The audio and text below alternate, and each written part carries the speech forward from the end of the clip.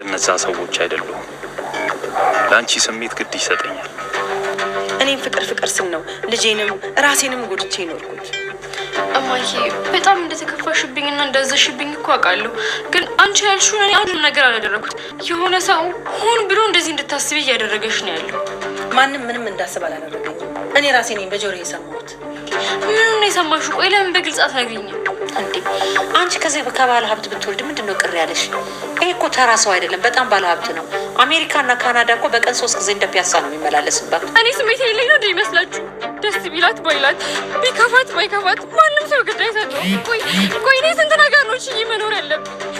የሰራሁት መልስ በጣም ትክክል ነበር። የተሰጠኝ ውጤት ግን ዝቅተኛ ነው። ፕሮፌሰሩን እጅ ሳናገራቸው ደግሞ ወረቀቱን ሰጡኝ። ያ ወረቀት ግን የተቀየረ ነው።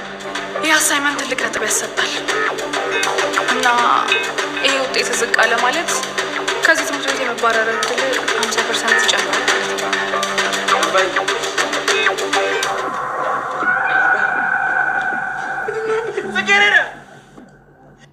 እንግዲህ ይሄ እንደምታዩት ቆይ ከሰላምታ ልጀምር። ሰላም እንዴት ናችሁ? ውድና የተከበራችሁ በመላው ዓለም የምትገኙ ኢትዮጵያ እንዲሁም ኤርትራውያን ቻናል ቤተሰቦች እንዴት አላችሁልኝ? እግዚአብሔር ይመስገን እኔ በጣም ሰላም ነኝ። እናንተም በያላችሁበት ሰላም፣ ፍቅር፣ ጤና እንደምትወሩልኝ ተስፋ እያደረኩኝ ቪዲዮን ስትጀምሩ እንደተለመደው ላይክ፣ ሼር፣ ሰብስክራይብ ማድረግ አትርሱ። ሰብስክራይብ ስታደርጉ የደወል ምልክቱን ተጫኑ።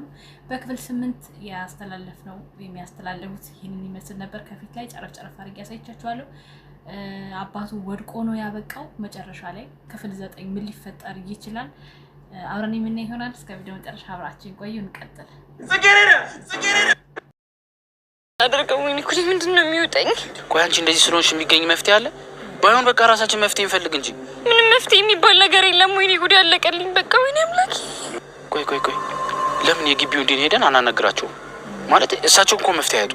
እንዴት? ግድ የለሽም አሁንም ሄደን ገብተን እድላችንን እንሞክር። ቅድም እኮ ሄጄ ነበር። አሁንማ በቃ የላይዲ ካርድ ወደ ውስጥ መግባት አንችልም። ይኸውልሽ ምንም ችግር የለም፣ ባጥር እንሰላለን እንገባለን። እውነት እንደዛ ብናደርግ እሺ የሚሉን ይመስላል? ወደው ቀላል እሺ ይሉና ነይ። እሺ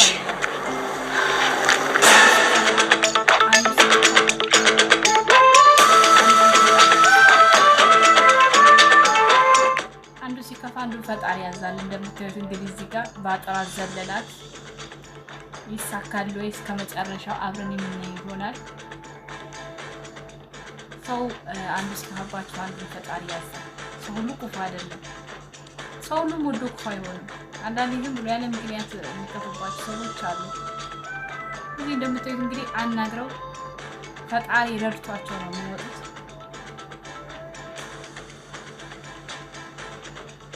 አስቡት እዚህ እሷ ቀልብ ስላላት ተሳካላት።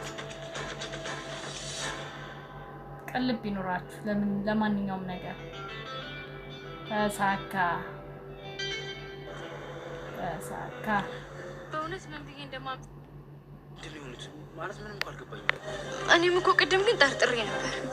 ለዛሬ እዚህ ደርና ነገ ወደ ቤት መሄድ ይችላል ብለውኛል። ታዲያ አሁንስ የሆነ ነገር እኮ መኖር ነበረበት። ማለት ለምን እንደታመሙ ባለፈው ቅመም የበዛበት ምግብ ስለበላ ነው። ወይኔ ጉዴ! ጭራሽ በእኔ ምክንያት ነው ማለት ነው። አንቺ ደግሞ በቃ ተረጋጊ። ዋናው እሳቸው ደህና መሆናቸው ነው እንዴ? አይደለም በእናትህ ተጠንቅቄ መስራት ነበረብኝ። ወይኔ እናቴ! የአባቴን የምርመራ ውጤት ልክ ተረጋጊ። ይሄን ራሱ አባቴ ራሱ ተፋት ሲታከታ እንኳን እስኪ ወይማ ይሄን ማድረግ እንኳን አልችልም። ወደ ውስጥ ግቢ እያልኩሽ እኮ ነው። እንደማ ይሄኔ ተከታይ ድራማም ጠብቀዋል። እሱም ስለማልገባ እቴ ምን ይመስላል? ጥሩ እኔና አንቺ በኋላ እንነጋገራለን። ነይ ዘር ተከታተልሽ።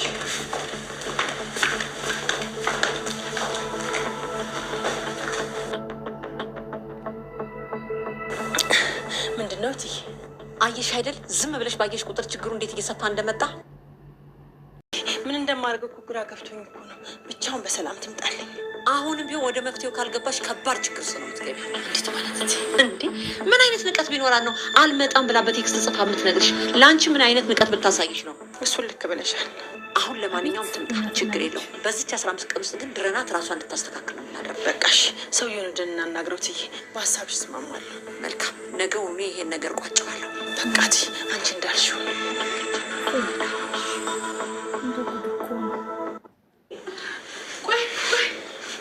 ወሬ ስታዳምጥ ቁሚ፣ በደንብ መቆም አለብሽ። ቁሚ። አይ እዚህ መሆን ደስ ይላል። እኔ እዚህ ትንሽ ልቆይ። አይዞህ እሺ፣ ሁሉም ነገር ሰላም ይሆናል። ደግሞ አባትህ በጣም ጠንካራ ናቸው፣ በቀላሉ አይሸነፉ። አባትን በጣም እንደምትወዳቸውና እንደምታከብራቸው አውቃለሁ። በኢሳት ምን እየተሰማ እንደሆነ ከአንተ ውጭ ማንም አያውቅም። በገዛ እጄ ነው አባቴ እንዲታመም ያደረኩት። አንቺን እንዲቆጣሽ ብዬ ምግቡ ላይ ቅመም ያደረኩት እኔ ራሴ ነው። በገዛ እጄ ነው አባቴን የጎዳሁት እኮ። አየህ አባትህን በጣም ነው የምታከብራቸው እንጂ ባይሆን ኖሮ እኔም በአንድ ነበር የምታባረረኝ።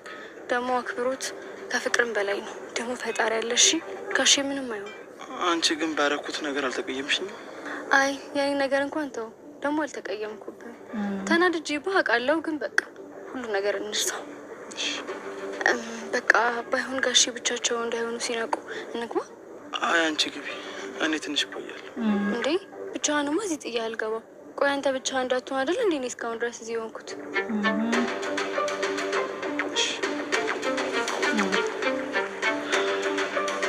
ደግነት ዋጋው ጥሩ ነው። ስለሰራሽው ስራማ ማመስገን አለብኝ። ችግር የለውም። በቃ አሁን ትንሽ እረፍት ያደርጉሽ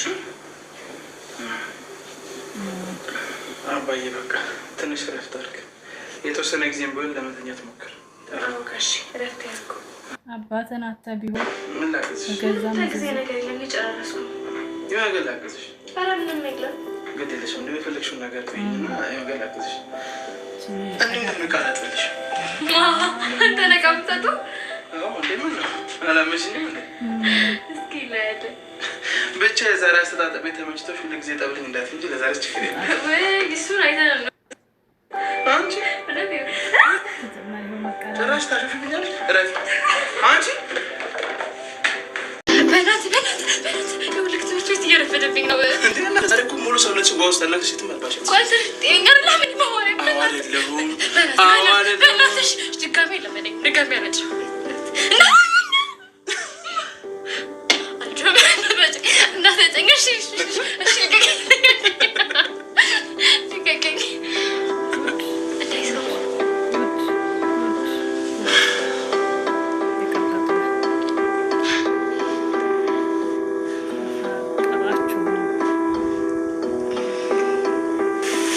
ትምህርት እየረፈደብኝ ነው። በቃ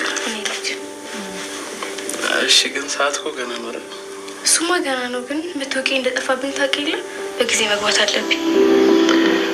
እሺ በቃ ቻው። እሺ ስማ፣ ለጋሼ ደግሞ ማለት ነው አጥሚቶ ሳይቀዘቅዝጣቸው። እሺ